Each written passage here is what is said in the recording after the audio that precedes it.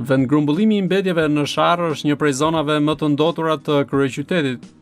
Për këtë arsye, një grup të rinj në bashkëpunim me shoqërinë civile dhe shoqatën Gruaja ndërmorën një aksion vullnetar duke mbjellë 1000 fidan. Sipas tyre, kjo është një nismë që synon të mbrojë mjedisin. Jemi një zonë të ndotur, një zonë që ka problematike, një zonë që ka një projekt për ta rehabilituar, edhe ku ka më mirë se rehabilitim me pemë, kur jep shembullin e qytetarëve që nuk i rrin gangrenës larg, që edhe kur kalojmë me makinën thotë ç'është ke era iki me vrap, po vjen këtu, shikon ç'a bëhet dhe qytetarët duhet ta dinë ç'a bëhet, domethënë sepse kjo është një zonë që ndot tërë këto shtëpitë përreth. Duhet kuptuar raporti mes plerave, mes asaj që ne hedhim dhe pjesëve që ne i quajmë në thojza të shëndetshme. Dhe ky raport nuk duhet pak kështu si një ndarje thik, domethënë në ca vende jetohet shëndetshëm, pastër, në disa tjera. Ne dim shumë mirë që ky raport është prishur në Shqipëri për shumë kohësh dhe zonat që presupozohet që janë zona të jetueshme, në fakt janë zona shumë ndotura në gjitha kuptimin. Dhe kjo ndotje pavarësisht se është ndotje me plera, praktikisht është ndotje si shumë ndotje tjera, si është ndotja e ambientit me tymrat e makinave, siç janë ndotje që vjen nga betonierë që lëvizin tërë ditën, do thonë ndotje është fenomen të mesisht i përhapur, mesisht problematik në Tiranë, edhe me fatikisht kemi ardhur duke shpresuar që njerëzit do të jenë çik më ndjeshëm ndaj këtyre gjërave dhe do t'i përgjigjen këtyre apeleve. Synimi ynë normalisht domethënë është në mbrojtje të mjedisit.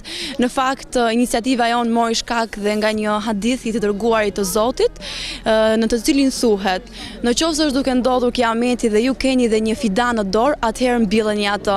Normalisht duke u bazuar në këtë hadith, duke u bazuar në traditën profetike, në atë se çfarë na mëson ne Islami, ne morëm këtë iniciativë që të mbjellim pemë dhe kemi kontribuar për mbjelljen e rreth 150 pemëve. Kjo pritet shumë mirë nga të rinjt. Këtë e tregon edhe vetë pjesëmarrja e të rinjve dhe angazhimi, siç po e shikojmë, pra ka shumë të rinj, shumë djem të rinj që po marrin pjesë, po angazhohen, po sakrifikojnë nga koha e tyre për të mbjellë një pemë. Jo kot kjo iniciativë kishte edhe motën një kafe për një pemë, pra kanë heq dorë nga kafja e tyre që të mbjellin pemë. Normalisht, sidomos të rinjt duhet të ndërgjegjësohen për këtë iniciativë sepse kjo është në të mirën e njerëzisë, është në të mirën e të ardhmes son. Nga ana e tyre të rinj theksojnë se ky mjedis ka nevojë për ndërhyrje urgjente dhe një nga alternativat më të mira sipas tyre është edhe mbjellja në vazhdimsi e pemëve. Ne u sinkronizuam bashkë me bashkëmoshatarët tanë që nëpërmjet Facebookut që të vinim këtu sot për të bërë një punë vullnetare, kuptohet, në shërbim të mjedisit. Nuk e di se sa vetëve u ndjen për natyrën, por është një problem shumë urgjent. Dhe duke parë këtu, siç mund ta shikoni edhe vetë, do ta ndjeni nëpërmjet aromës, ka nevojë për ndërhyrje. Duke qenë se është një vend i ndotur, besim se mesazhi është akoma më i thellë. Po e fillojmë nga këtu, por do ishte mirë që ta vazhdonin edhe në pjesë tjera të qytetit. Unë e dua shumë natyrën, e dua shumë ajrin e pastër dhe kjo më ka bërë që të vi këtu të mbjell fidan të rinj për të dhënë mesazhin që jeta duhet të jetë sa më e pastër, sa më e bukur, sa më. Shpresojmë që të ketë, por nuk e di se sa shumë të rinj do na bashkohen dhe që vazhdojnë të në rrugët tona, si thua. Kemi pjesëmarrës nga shoqata kulturore e Gruaja, nga vullnetarë të ndryshëm, nga gjimnazet të Tiranës, nga qytetarë të përditshëm që kanë dashur të vinë edhe mbjellin pemë në landfillin e Sharrës.